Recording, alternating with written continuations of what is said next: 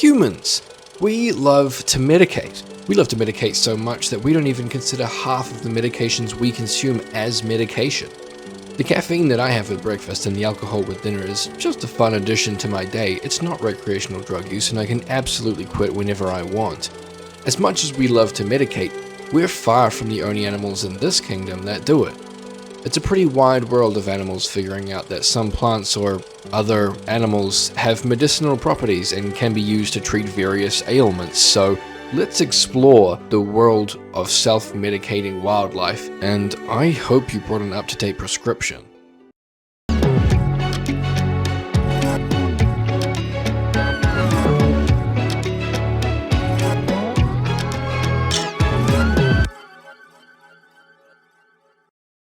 Medication in non-human animals has its own specific term, and luckily for us, it's very easy to pronounce. Zoopharmacognosy is a behavior in which non-human animals use plants, soils, or other animals with medicinal properties to either prevent or produce the harmful effects caused by pathogens, toxins, or other animals.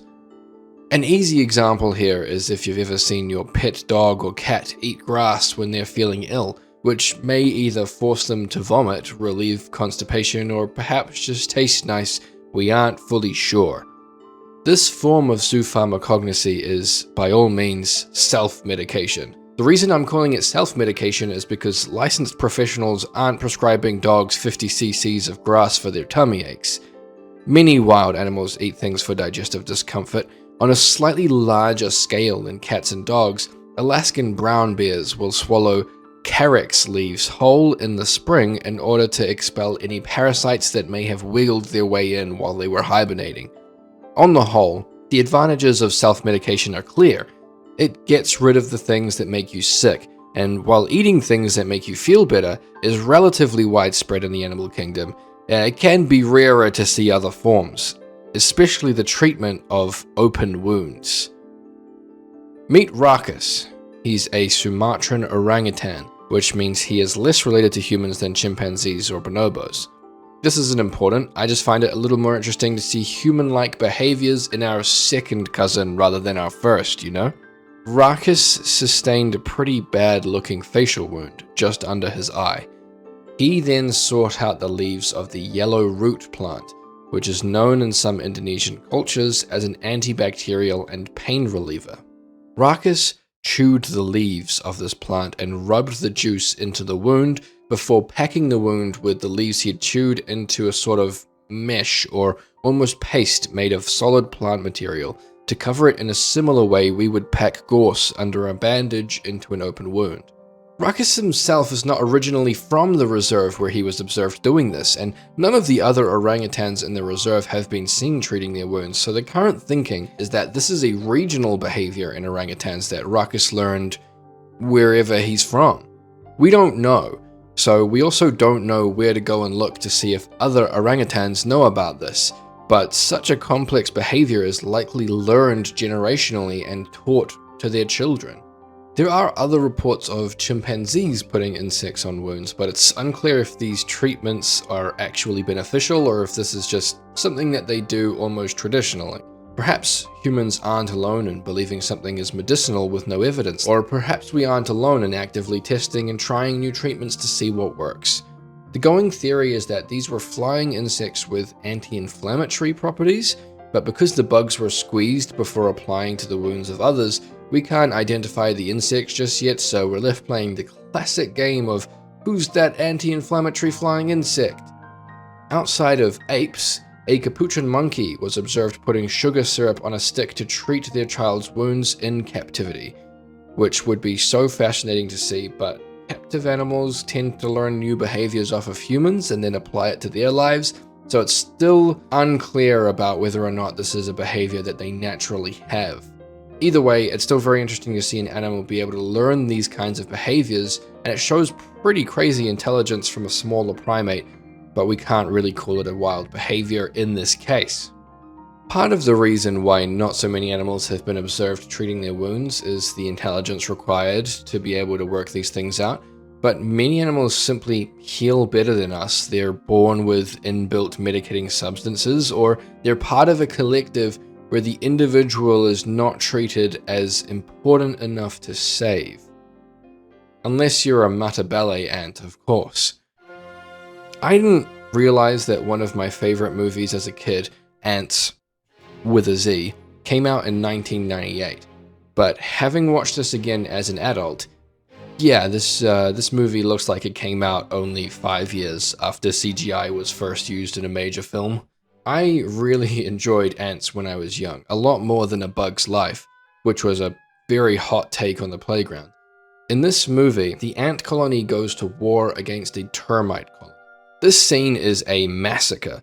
The termites are so much larger than the ants, legs are being lost, termites are spraying terpene resin from the fontanella guns on their heads. It's a really violent scene for a kids film, and I loved it.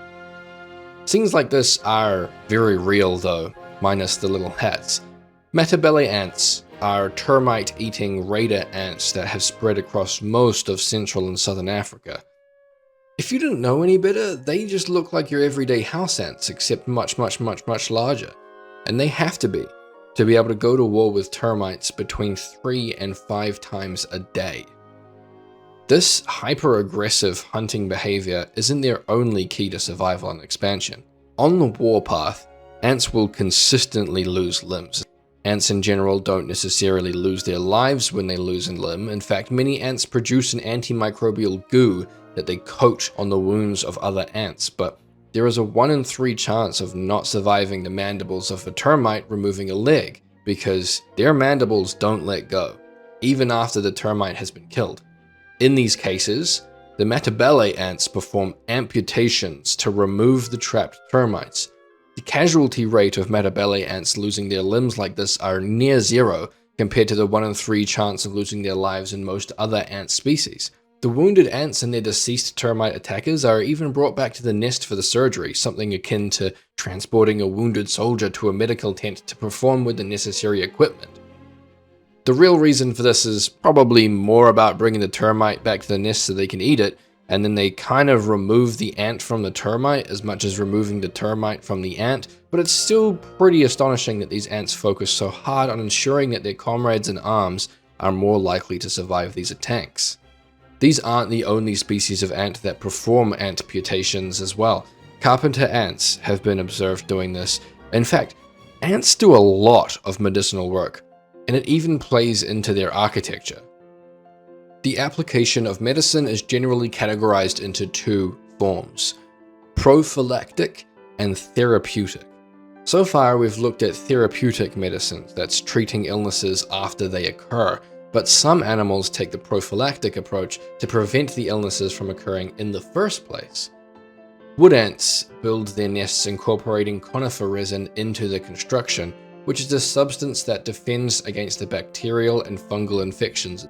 Seasonally, these wood ants will prefer to build with resin over the sticks and stones that are far more available in their natural environments. But in tests run in 2008, researchers discovered that the ants don't increase building with resin when their nests are actually exposed to fungal infection. This suggests that they don't have the behavioral instinct to react to an infection, and that the resin is only being used as a prophylactic, trying to prevent the infection in the first place. Another group of architects, birds, also build nests to prevent infection, but do have the instinct to act when infection strikes. Sparrows will line their nests with neem tree to prevent infection, but if malaria breaks out, they will selectively incorporate Prisnachua into the nests as a form of therapy. Prisnachua leaves are quinine-rich, and quinine helps relieve the symptoms of malaria. It's actually the medication that humans use for this disease as well. Preventing disease is important for your young. You want to care for your offspring, of course, but for some species, this protection needs to get a little unorthodox. Fruit flies! Everyone's favorite food-themed bugs, aside from the banana spider, which is real. Fruit flies have the unfortunate reality of being the intended hosts for a group of insects called endoparasitoid wasps. These are wasps that lay their eggs inside other animals, and it's yucky. The Leptopolina wasps will inject their eggs into up to 80% of fruit fly larvae, and then when the wasp eggs hatch, the baby wasps will eat their way out of the fruit fly babies. It's one of the most foul evolutionary behaviors in the animal kingdom, and I officially condemn wasps for their actions. That'll stop it. To combat this, fruit flies have decided to take a leaf out of everyone's grandmother's book and use alcohol on their own children. These flies will lay their eggs in leaves that contain high ethanol content, which apparently affects the wasps more than the fruit flies.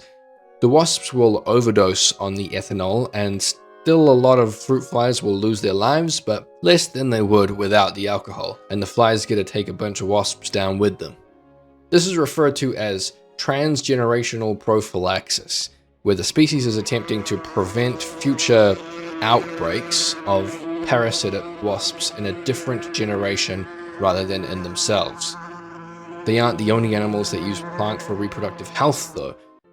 Elephants have been observed eating the plants of Boraginaceae. Maybe. This plant is brewed into a tea in Kenya in order to induce labor in pregnant women, and it's thought that pregnant elephants may use this for the same purposes. Elephants don't restrict themselves to plants as medicine, though. They also engage in something called geophagy. This is eating dirt or rocks. Specifically, elephants and other animals tend to eat clay, not just any dirt, as clay is reported to help with microbiological effects or as a digestive aid, protecting the stomach against some pathogens and toxins. It's notably used by some primates, elephants, birds, bats, reptiles, isopods. It's pretty widespread in the animal kingdom. Humans are also known to eat earth and other soil-like substances, but I want to really communicate that unless you have no other option, the consumption of dirt, clay, chalk, or other soils can be extremely hazardous. Soils can contain any manner of parasites. You can get lead poisoning, zinc overexposure, or even tetanus from soils, and that's ignoring the fact that consistent consumption will lead to malnutrition as you miss out on the majority of the nutrients required to survive. In saying that, if you do genuinely have no other option, it can sustain you temporarily, and there are pharmaceutical medicines where clay has been professionally treated and forms the basis for some medications, including digestive aid and antidiarrheals.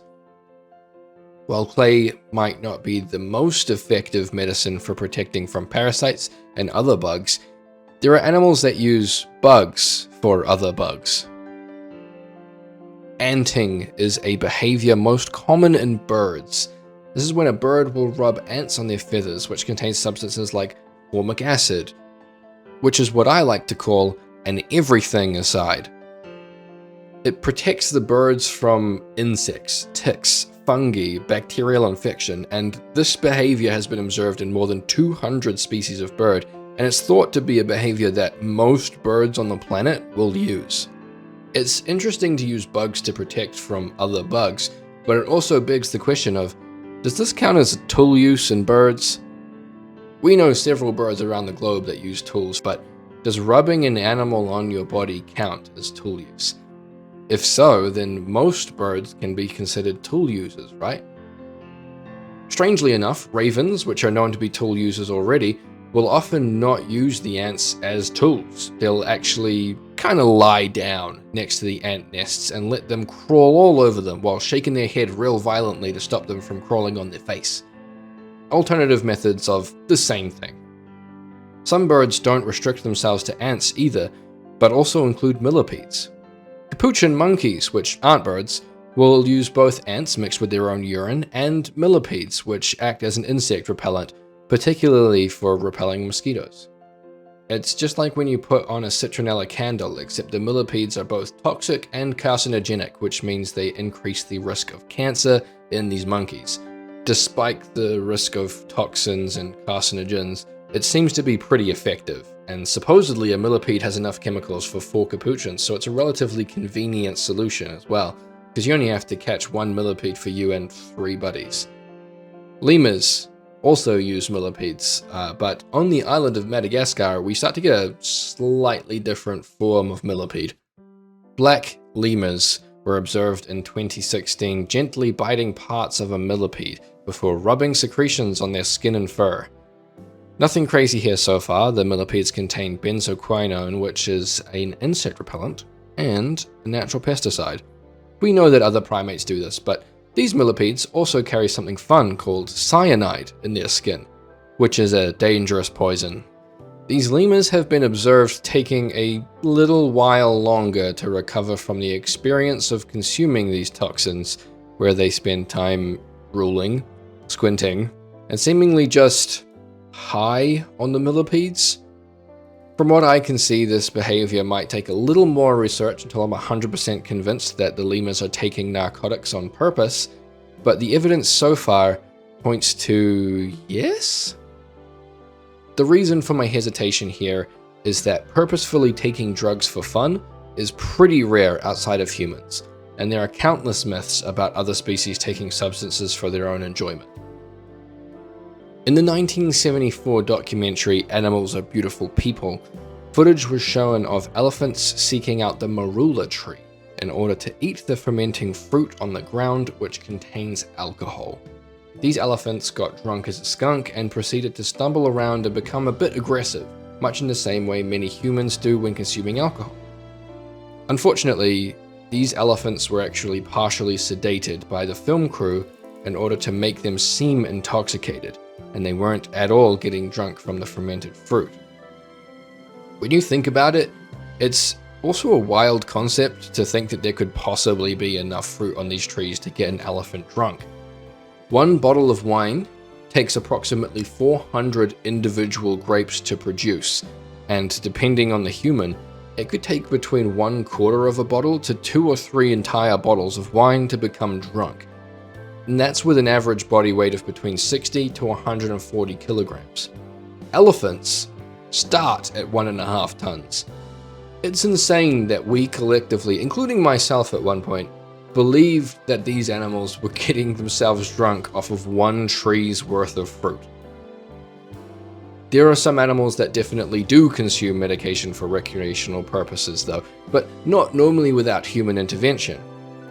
We see wallabies eating poppies from commercial poppy fields, which is the flower that opium is produced from, but poppies are native to Turkey, not Australia. So without human intervention, wallabies wouldn't have evolved this behavior, and it's unclear whether they would have evolved this behavior without such rampant access to the poppies and the quantities available in a commercial field.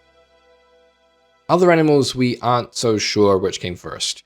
Catnip has a very relaxing effect on cats thanks to nepetalactylum in the leaves.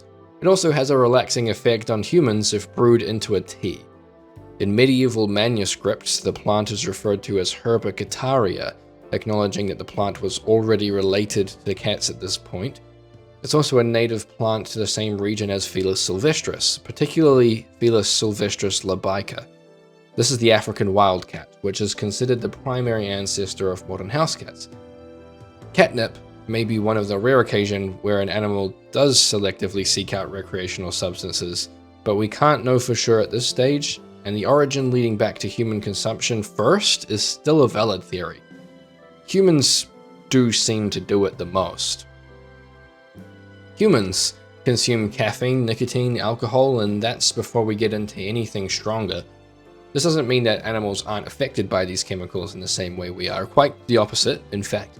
There just doesn't seem to be as strong of a drive to chase these chemicals as there is in humans.